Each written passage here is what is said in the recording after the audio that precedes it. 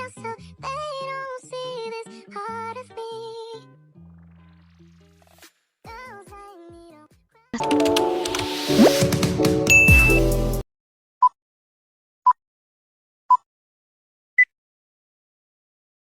A few moments later.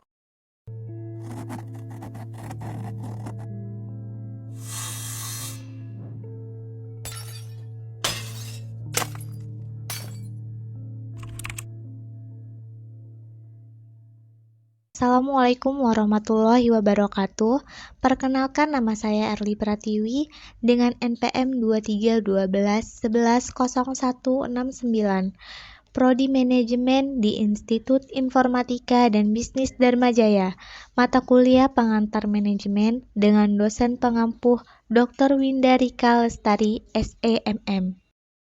Saya akan menjelaskan materi tentang dinamika perilaku dalam organisasi.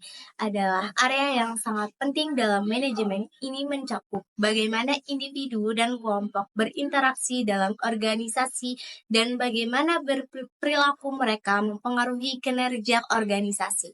Ada beberapa faktor yang mempengaruhi dinamika perilaku ini, seperti struktur organisasi, budaya organisasi, kepemimpinan, dan motivasi. Misalnya, struktur organisasi yang baik dapat memfasilitasi komunikasi dan kerjasama antar anggota, sementara budaya organisasi yang kuat dapat memotivasi karyawan untuk bekerja lebih keras dan lebih efisien.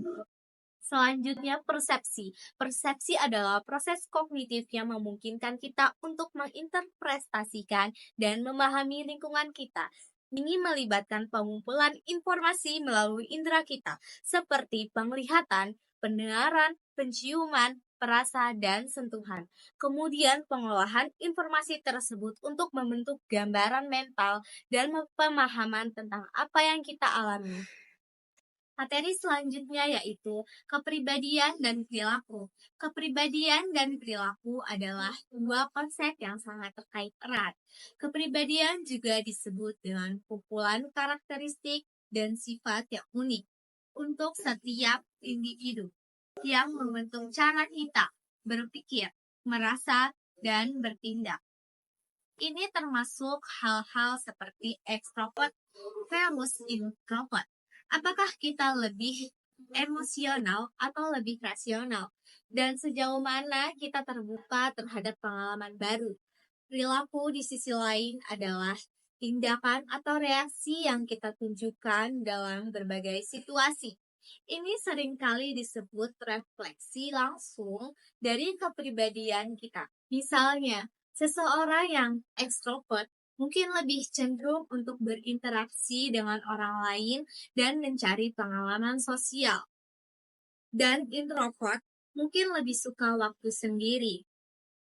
Namun, penting untuk diingat bahwa meskipun kepribadian kita dapat mempengaruhi perilaku kita, itu bukan satu-satunya faktor.